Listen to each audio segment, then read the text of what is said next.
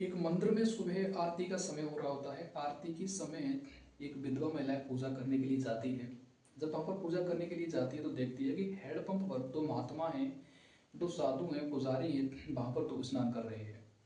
जब उन दोनों पुजारियों को विधवा महिला देखती है तो उसको ऐसा नहीं लगता है कि जैसे वो पुजारी हो, क्योंकि वे दोनों एक जवान जैसी उसकी कदकाठी थी, जवान जैसी उनकी छाती थी। उसे ऐसे लग रहा था कि जैसे दोनों युवा लड़के हों। उनको काफ़ी समय तक वह देखती रहती है और वो पुजारी भी उस महिला को देखते रहते हैं। लगभग 2-4 महीने 2-4 दिन लगातार वो पूजा करने के लिए आती है। उसके बाद वह विधवा महिला है उन दोनों महात्माओं से बातचीत करती है। कहती है कि महात्मा जी मैं काफ़ी दुखी हूँ, काफ़ी परेशान हूँ। तो ये पुजारी कहते हैं कि बेटी क्या हुआ, आखिरकार क्यों दुखी हो? तभी वो कहती है कि महात्मा जी मेरी शादी की हुई लगभग 8 से 9 साल हो गए, लेकिन अभी तक हमारा कोई बच्चा नहीं हुआ। तभी दोनों महात्मा कहते हैं कि एक पूजा लगेगी, आप उस पूजा कर देना, उसके बाद आपको बच्चे की प्राप्ति हो जाएगी। वो महिला हाँ कर लेती है और दूसरे दिन पूजा का सामान लेकर के आती है। जब दोनों पुजारी हैं उसे एक तल घर में उस महिला को ले जाते हैं जहाँ पर कोई आता जाता नहीं था, और वहाँ पर ले जा करके उस महिला को जबरन बंधक बनाकर उसकी सजा को 5 घंटे उसके साथ बलात्कार करते हैं, रेप करते हैं, जिससे उस महिला के अंगों की क्षमता इतनी नहीं होती और महिला है वहीं पर उसकी डेथ हो जाती है। नमस्कार मित्रों, वेलकम करता हूँ एक और क्राइम के एपिसोड में। 10 मिनट की घटना है, उत्तर प्रदेश के जिला मेरठ की है। उत्तर प्रदेश के जिला मेरठ के अंदर एक गांव लगता है जिसका नाम सरैनी होता है। ये सरैनी गांव की है। उस सरैनी गांव में प्रेम सिंह नाम का व्यक्ति रहता था, जिसके पिताजी थे जिनका नाम दलेल सिंह था। दलेल सिंह की एक ही इकलौती औलाद जिसका नाम प्रेम सिंह था। प्रेम सिंह की शादी है हो नहीं रही थी, लेकिन जैसे तैसे जयकुछ पर ला करके प्रेम सिंह की शादी हो जाती है। उसके बाद जब प्रेम सिंह की शादी हो जाती है तो प्रेम सिंह एक बनिए के यहाँ परचूनी की दुकान पर काम करने के लिए जाता था। उसकी शादी किए हुए काफ़ी दिन हो जाते हैं। प्रेम सिंह है आए दिन काफ़ी चिंता और टेंशन रहता था, क्योंकि उनके पिताजी काफ़ी बुजुर्ग हो चुके थे। उनके घर में कमाने वाला वो अकेला ही था। अपनी खेती बाड़ी को उसमें संभालता था और अपने घर पर भी आता था। कोई व्यक्ति उससे पूछताछ करता था क्या भाई कैसी घरवाड़ी चल रही है? कहता है ठीक है भाई, बस एक ही दुख है कि मेरा कोई बच्चा नहीं हो रहा। इन सारे दुखों से प्रेम सिंह जूझ रहा था। जब भी कोई व्यक्ति उससे कहता है कि हमारे यहाँ पड़ोस में ही एक मंदिर है, उस मंदिर में आप अपनी पत्नी को लेकर के वहाँ पर पूजा करने के लिए रोजाना जाया करो। प्रेम सिंह सुबह अपनी पत्नी को लेकर के उस मंदिर में पूजा करने के लिए जाता था।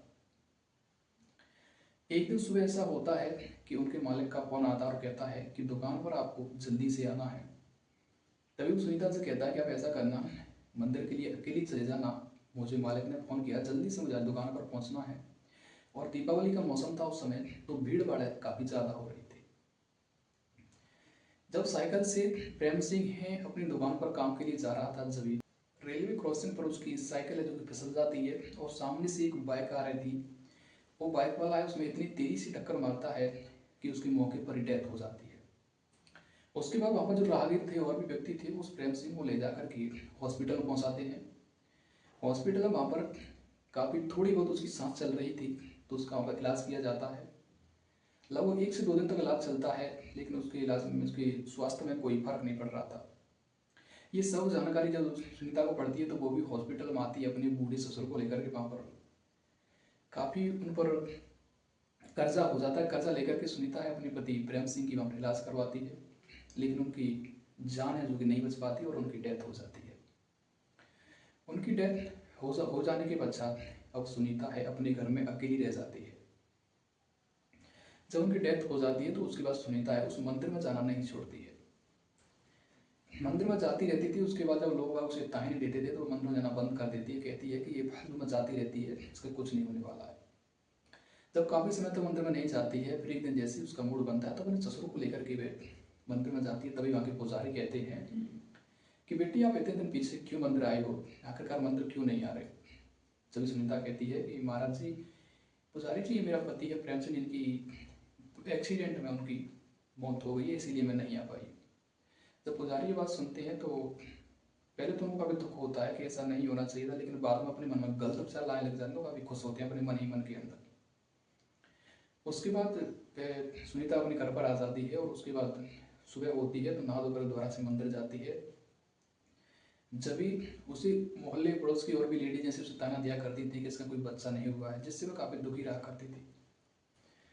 जिससे है वह महिला है, जो विधवा महिला थी सुनीता, वह उन पुजारियों से कहती है कि पुजारी जी, मेरी मोहल्ले पड़ोस की गांव की महिलाएं काफ़ी मुझे ताना देती हूँ, कहती हैं कि तेरा पति खत्म हो चुका है, तेरे हो कोई भी बच्चा ही नहीं होगा, कोई तेरे से शादी नहीं करेगा। वो कहती है कि पुजारी जी, या तो आप मुझसे शादी कर लो या फिर मुझे कोई ऐसा उपाय बताओ जिससे मेरा कोई बच्चा हो सके। जिससे वो पुजारी है कहता है कि हम शादी तो कर लेंगे, लेकिन आपको इसी मंदिर में यहाँ पर रहना होगा और हम दोनों ही आपको रखेंगे। तो सुनीता है विधवा महिला मना कर देती है कि महात्मा जी ऐसा नहीं हो सकता है, लेकिन जब भी पुजारी ये कहता है कोई बात नहीं है, अभी इसको राजी कर ले, बाद में यहीं पर रहेगी तो हम सब कुछ कर लेंगे। जब पुजारी कहता है कि ठीक है कोई बात नहीं है, अगर ऐसा ही है तो ठीक है, आप अपने घर वालों की मौजूदगी में आप हमसे शादी करवा दीजिए। जब सुनीता है घर आती है और अपने ससुर से कहती है दलेल सिंह से कि पिताजी, उस मंदिर में एक पुजारी है, इसकी शादी नहीं हुई है, मैं उससे शादी करना चाहती हूँ, क्या आप मेरी शादी करने तैयार हो? तभी दलेल सिंह कहता है कि मेरी 70-75 साल की उम्र हो रही है बेटी, आपको जैसा लगे जैसा ठीक है। वह उनका ससुर दलेल सिंह उस मंदिर में जाकर उस पुजारी के साथ ही उसकी शादी करवा देता है। शादी हो जाने के बाद अब वह महिला है, विधवा महिला है, उस पुजारी के साथ ही मंदिर में रहने लगती है। काफ़ी समय तक उस मंदिर में वह रहती है, उनके लिए खाना बनाना, उनके लिए कपड़े वपड़े धोना, उनके लिए जो घर गृहस्थी काम होता है वही किया करती थी। मंदिर थोड़ा दूरी पर होता है और जो महिला विधवा रहती है उनके लिए थोड़ी दूरी पर एक और मंदिर के अंदर ही घर होता है, लेकिन मंदिर काफ़ी बड़ा होता है। जैसे मंदिर एक तरफ था और रहने की खाने क्रियाएँ की जो जगह थी वो अलग थी। उसके बाद दोनों पुजारी एक दिन बातचीत कर रहे थे, कह रहे थे कि हमने इससे शादी तो कर ली, लेकिन अब इसका क्या करना चाहिए। जब ये दोनों पुजारी आपस में सलाह बनाते हैं कि इसके साथ हम अब शोषण करेंगे और ज़्यादा ये आवाज़ उठाएगी या विद्रोह करेगी तो इसको गला घोंट कर इसकी हत्या कर देंगे। दोनों पुजारी इसी बात को मान जाते हैं।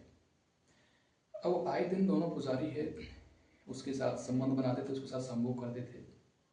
जब इसका का विद्रोह करती थी, ज़्यादा क्यास नहीं करती तो उसकी पिटाई करते थे और उस घर से उसको बाहर कहीं जाने नहीं दिया करते, उसे मुद्द करके रखते थे।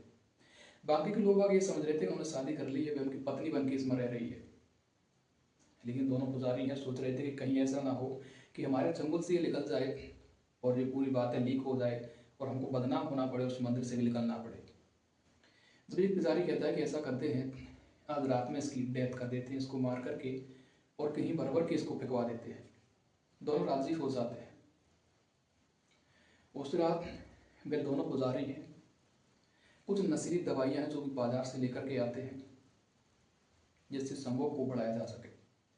उसके बाद ला करके उस महिला को तलघर में नीचे ले जाते हैं और ले जाने के बाद उस महिला के साथ वे दोनों पुजारी हैं लगभग 3 से 4 घंटे तक उसके साथ बारी बारी से बलात्कार करते हैं, उसका रेप करते हैं, जिससे उस महिला की इतना क्षमता नहीं होती और वो महिला है वहीं पर उसकी डेथ हो जाती है, मर जाती है। जब उस महिला की रोने की थोड़ी थोड़ी आवाज़ बाहर आ रही थी तो कोई महिला है मंदिर पाई थी, तो उस जाकर कुछ तहखाने में देखती है तो पुजारी हैं और ये महिला के साथ आपत्तिजनक स्थिति में यानी कि नग्न अवस्था में उस महिला के साथ गंदा व्यवहार कर रहे हैं। वह वहाँ से बाहर आती है और वहाँ से अपने घर चली जाती है, लेकिन वह किसी से इस बात का बताती नहीं है। उसके बाद जब महिला की डेथ हो जाती है तो उस महिला को वहीं तलघर में रख करके वह बाहर आ जाते हैं। अब दोनों अस्त व्यस्त हो रहे थे कि आखिरकार उस महिला की डेथ को, उसको लाश को हिलने लगाए तो लगाए काम, लेकिन जब तक महिला उसे देख करके गई थी वह अपने घर बोल देती है और उनके घर वाले हैं और व्यक्तियों को बोलते हैं तो 8-10 व्यक्ति वहाँ पर आते हैं और जाकर के उस पुजारी को न बता उससे छुपा करके उस तलघर में जाते हुए देखते हैं बाकी में कोई महिला की लाश है जो नग्न अवस्था में एक धोती में बंधी हुई रखी हुई है। वो व्यक्ति है बिना पुजारी को बताए हुए पुलिस को सूचना देते हैं। पुलिस मौके पर आती है, तब उन पुजारी को पता चलता है कि कुछ न कुछ दाल में काला है। उसके बाद पुलिस बिना किसी को बताए उस तलघर में जाती है तो वहाँ पर उनको सबूत मिल जाता है, उस महिला की लाश मिल जाती है। उसके बाद पुलिस उन दोनों पुजारियों को गिरफ्तार करती है और उनको थाने लेकर के आती है। जब वहाँ से उनसे पूछताछ की जाती है तो वो सभी सबूतों को, इन बातों को कबूल करते हैं कि हाँ हमने ही उस महिला को मारा है। उस महिला का पोस्टमार्टम करवाया जाता है तो उसमें पता चलता है कि उस महिला के प्राइवेट पार्ट में लगभग 25 से 30 ग्राम सीमेंट पाया जाता है और उस महिला के प्राइवेट पार्ट है जो काफ़ी डैमेज हो चुके थे, काफ़ी खराब हो चुके थे।